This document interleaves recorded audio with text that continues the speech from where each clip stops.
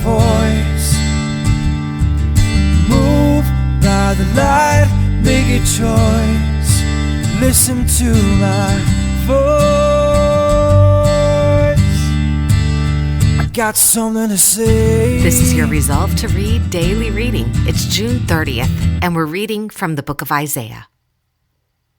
Woe to those who make unjust laws, to those who issue oppressive decrees, to deprive the poor of their rights, and withhold justice from the oppressed of my people, making widows their prey and robbing the fatherless. What will you do on the day of reckoning, when disaster comes from afar? To whom will you run for help? Where will you leave your riches? Nothing will remain but to cringe among the captives or fall among the slain. Yet for all this, his anger is not turned away. His hand is still upraised. Woe to the Assyrian, the rod of my anger, in whose hand is the club of my wrath. I send him against a godless nation. I dispatch him against a people who anger me, to seize loot and snatch plunder, and to trample them down like mud in the streets. But this is not what he intends. This is not what he has in mind. His purpose is to destroy, to put an end to many nations. Are not my commanders all kings, he says? Has not Calno fared like Carchemish? Is not Hamath like Arpad, and Samaria like Damascus? As my hand seized the kingdoms of the idols, kingdoms whose images excelled those of Jerusalem and Samaria, shall I not deal with Jerusalem and her images as I dealt with Samaria and her idols? When the Lord has finished all his work against Mount Zion and Jerusalem, he will say, I will punish the king of Assyria for the willful pride of his heart and the haughty look in his eyes.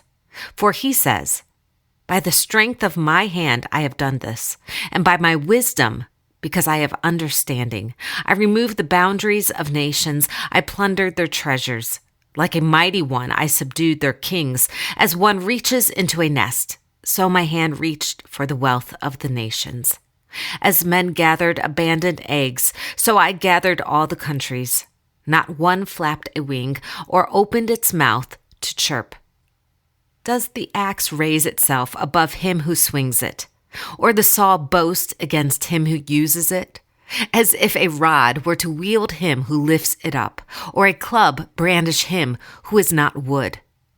Therefore, the Lord, Yahuwah Almighty, will send a wasting disease upon his sturdy warriors.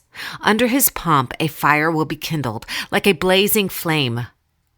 The light of Israel will become a fire, their Holy One a flame. In a single day it will burn and consume his thorns and briars. The splendor of his forest and fertile fields it will completely destroy, as when a sick man wastes away. And the remaining trees of his forest will be so few that a child could write them down. In that day, the remnant of Israel, the survivors of the house of Jacob, will no longer rely on him who struck them down, but will truly rely on Yahuwah, the Holy One of Israel. A remnant will return, a remnant of Jacob will return to the mighty God. Though your people, O Israel, be like the sand by the sea, only a remnant will return. Destruction has been decreed, overwhelming and righteous. The Lord, Yahuwah Almighty, will carry out the destruction decreed upon the whole land. Therefore, this is what the Lord, Yahuwah Almighty, says. O my people who live in Zion, do not be afraid of the Assyrians who beat you with a rod and lift up a club against you as Egypt did. Very soon my anger against you will end, and my wrath will be directed to their destruction. Yahuwah Almighty will lash them with a whip, as when he struck down Midian at the rock of Oreb, and he will raise his staff over the waters, as he did in Egypt. In that day their burden will be lifted from your shoulders, their yoke from your neck. The yoke will be broken, because you have grown so fat. They enter Ayath. They pass through Migron. They store supplies at Michmash. They go over the pass and say, we will camp overnight at Geba. Ramah trembles, Gibeah of Saul flees. Cry out, O daughter of Galim. Listen, O Laishah. Poor Anathoth. Madamenah is in flight. The people of Gebim take cover. This day they will halt at Nob. They will shake their fist at the mount of the daughter of Zion, at the hill of Jerusalem. See, the Lord, Yahuwah Almighty, will lop off the boughs with great power. The lofty trees will be felled. The tall ones will be brought low. He will cut down the forest thickets with an axe. Lebanon will fall before the mighty one.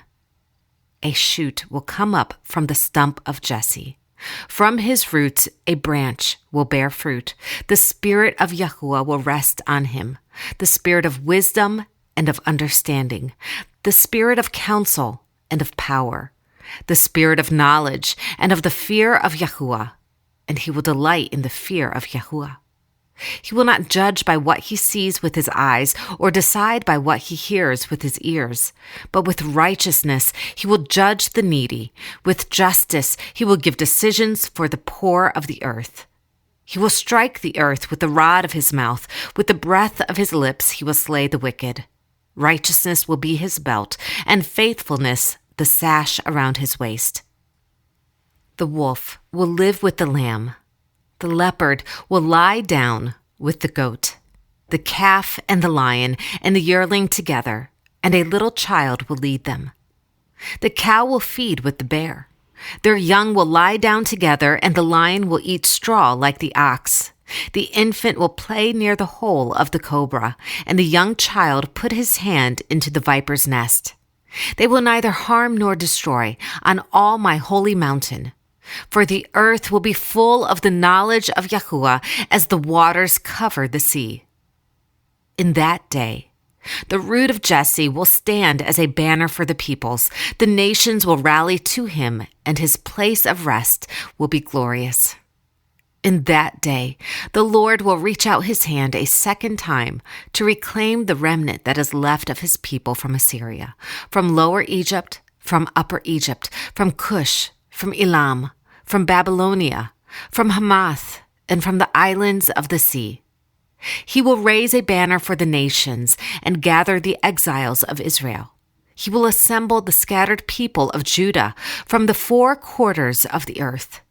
Ephraim's jealousy will vanish, and Judah's enemies will be cut off. Ephraim will not be jealous of Judah, nor Judah hostile toward Ephraim. They will swoop down on the slopes of Philistia to the west. Together they will plunder the people to the east. They will lay hands on Edom and Moab, and the Ammonites will be subject to them. Yahuwah will dry up the gulf of the Egyptian sea. With a scorching wind, he will sweep his hand over the Euphrates River. He will break it up into 7 streams, so that men can cross over in sandals. There will be a highway for the remnant of his people that is left from Assyria, as there was for Israel when they came up from Egypt. In that day you will say, I will praise you, O Yahuwah. Although you were angry with me, your anger has turned away, and you have comforted me. Surely God is my salvation. I will trust and not be afraid. Yahuwah is my strength and my song. He has become my salvation. With joy you will draw water from the wells of salvation. In that day you will say, give thanks to Yahuwah, call on his name. Make known among the nations what he has done, and proclaim that his name is exalted. Sing to Yahuwah, for he has done glorious things. Let this be known to all the world. Shout aloud and sing for joy, people of Zion, for great is the Holy One of Israel among you. From 2 Chronicles. Therefore, Yahuwah his God handed him over to the king of Aram. The Arameans defeated him and took many of his people as prisoners and brought them to Damascus. He was also given into the hands of the king of Israel, who inflicted heavy casualties on him. In one day, Pekah, son of Remaliah, killed 120,000 soldiers in Judah, because Judah had forsaken Yahuwah, the God of their fathers. Zikri, an Ephraimite warrior, killed Maaseiah, the king's son, Azrikam, the officer in charge of the palace, and Elkanah, second to the king. The Israelites took captive from their kinsmen 200,000 wives, sons, and daughters. They also took a great deal of plunder, which they carried back to Samaria. But a prophet of Yahuwah named Oded was there, and he went out to meet the army when it returned to Samaria. He said to them, "Because Yahuwah, the God of your fathers, was angry with Judah, he gave them into your hand. But you have slaughtered them in a rage that reaches to heaven. And now you intend to make the men and women of Judah and Jerusalem your slaves. But aren't you also guilty of sins against Yahuwah your God? Now listen to me. Send back your fellow countrymen you have taken as prisoners, for Yahuwah's fierce anger rests on you."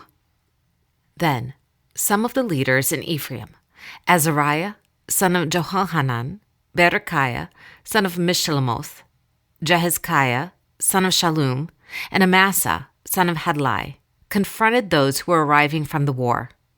"You must not bring these prisoners here," they said, "or we will be guilty before Yahuwah. Do you intend to add to our sin and guilt? For our guilt is already great, and his fierce anger rests on Israel." So the soldiers gave up the prisoners and plunder in the presence of the officials and all the assembly. The men designated by name took the prisoners, and from the plunder they clothed all who were naked.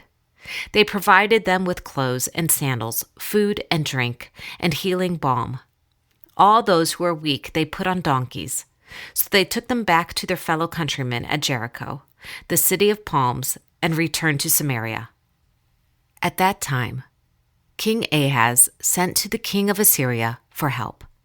The Edomites had come again and attacked Judah and carried away prisoners, while the Philistines had raided towns in the foothills and in the Negev of Judah. They captured and occupied Beth Shemesh, Aijalon, and Gederoth, as well as Soko, Timnah, and Gimzo, with their surrounding villages. Yahuwah had humbled Judah because of Ahaz, king of Israel. For he had promoted wickedness in Judah and had been most unfaithful to Yahuwah. Tiglath-Pileser, king of Assyria, came to him, but he gave him trouble instead of help. Ahaz took some of the things from the temple of Yahuwah and from the royal palace and from the princes and presented them to the king of Assyria. But that did not help him. This is the word of Yahuwah. Thanks be to God.